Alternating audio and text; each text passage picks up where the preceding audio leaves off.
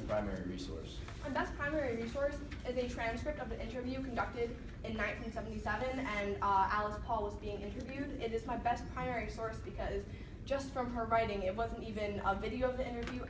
I could see her spirit, and I could see how she was the one who led women to get the vote, and it provided a great perspective on how her experience affected the women's movement of the future.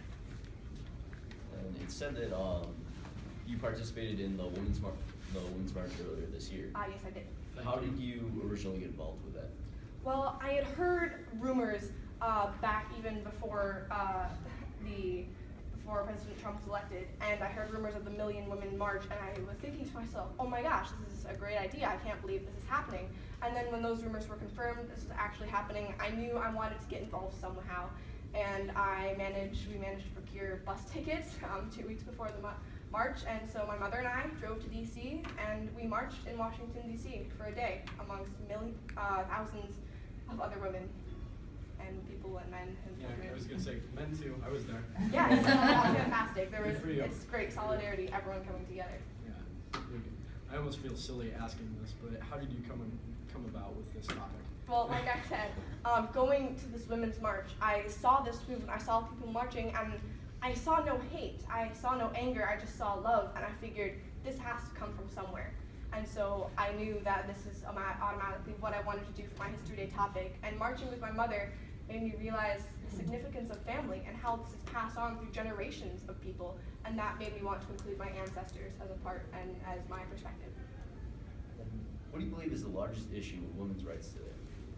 I believe that the largest issue is people are scared of feminism, and because I don't think they understand that it is not just we want women to have the power, it is equality. It's simple as that. It's equality, and people don't understand that, and they are scared to use this term, and they're scared that it's too radical, but it can bring about the best change possible. Throughout the process of creating the project and conducting your research, what did you learn that surprised you?